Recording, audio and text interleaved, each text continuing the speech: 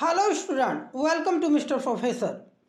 Today I have come with another example of most important question of SSC CGL series. So let's get started. देखिए, मेरा मकसद है कि आप exam में ज़्यादा से ज़्यादा क्वेश्चंस को सॉल्व कर सकें। इसलिए इस सीरीज में ऐसे क्वेश्चंस का कलेक्शन तैयार किया गया है जिस पैटर्न पर सवाल हमेशा एग्जाम में दोहराए जाते हैं। मेरा इंटेंशन आपको हल्का या भारी सवाल बताने का नहीं है। इस सीरीज में जिस भी क्वेश्चन को इंक्लूड किया गया है या तो उस सवाल में किसी ट्रिक का इस्तेमाल किया गया है या तो सवाल को एक अलग अप्रोच से तैयार किया गया है। इसलिए अगर आपको यह क्वेश्चन सॉल्व करना आता भी है तो भी आपको इस वीडियो को देखना चाहिए, जिससे आपको यह सवाल बनाना का एक अलग डायमेंशन का पता चले।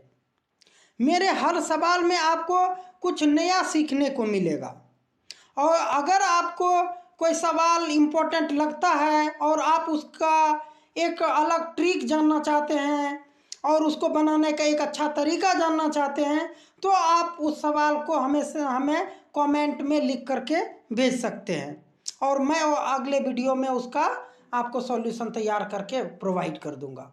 चलिए शुरू करते हैं।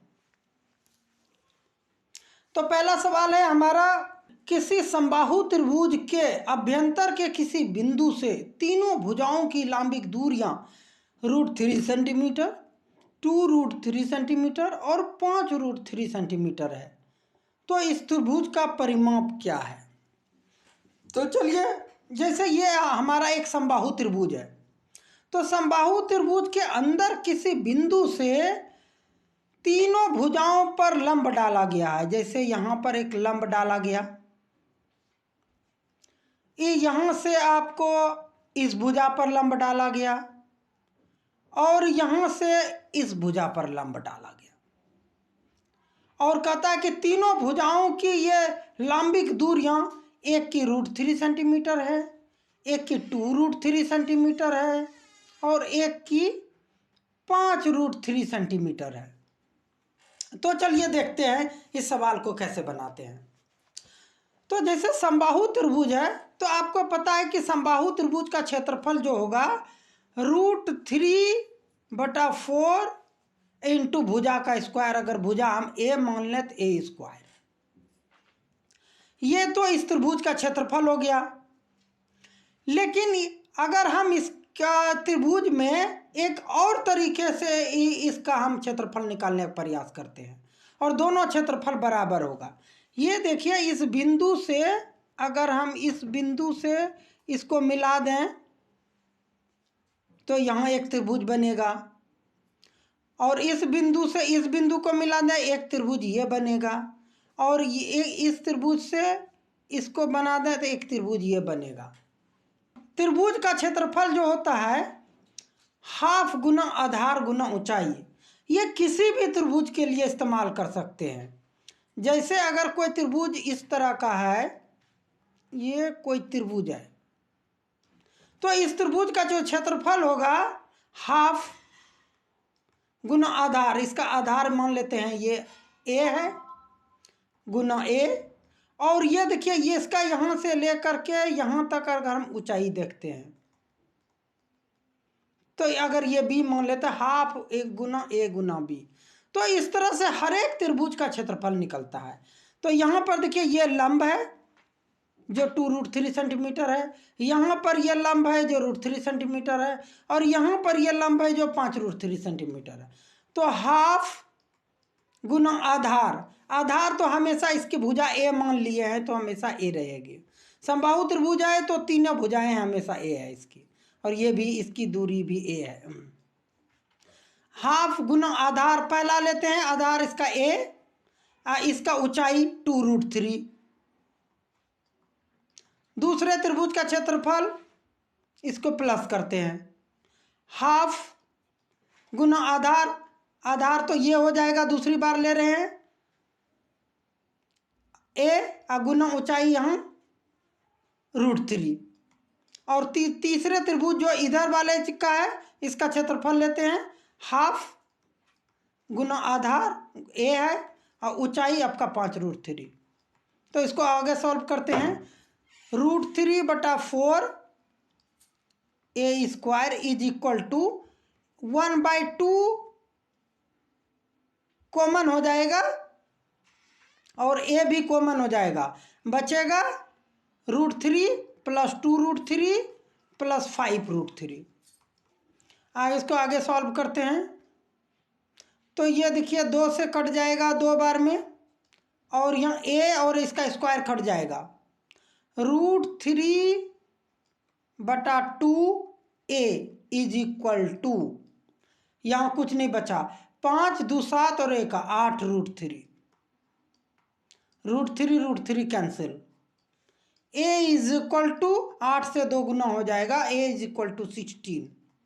अगर किसी समबाहु त्रिभुज की भुजा निकल गई और सवाल में हमें परिमाप निकालने के लिए कहा रहा था, परिमाप कितना हो जाएगा समबाहु त्रिभुज में?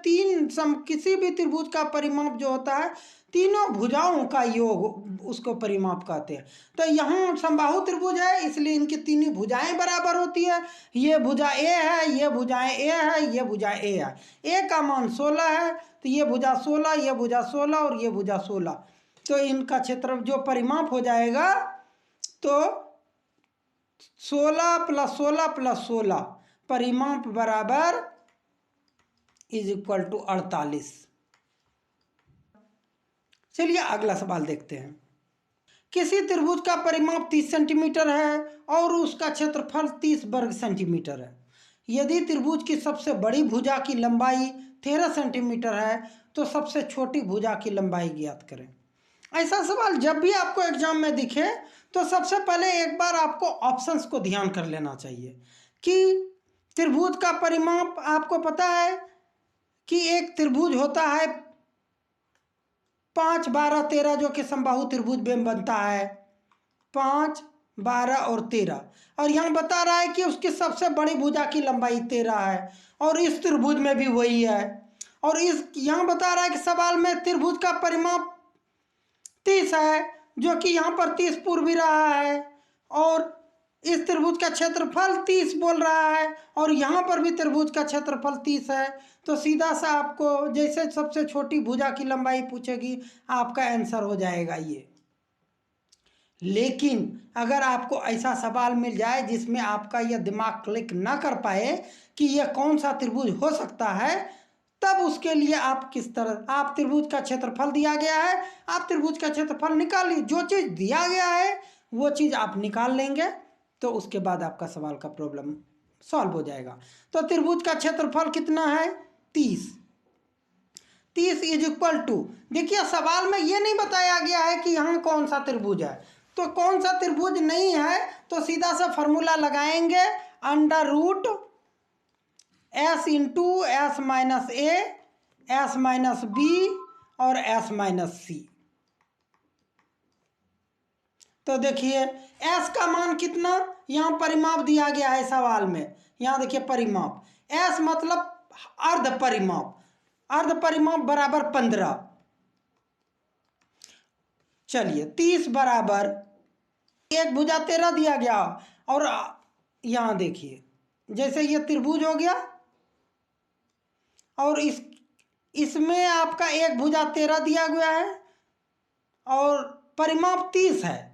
तो एक भुजा को अगर हम x मान लेते हैं तो दूसरा कितना हो जाएगा? 30 - 13 - x, 30 में 13 जाएगा 17, 17 - x।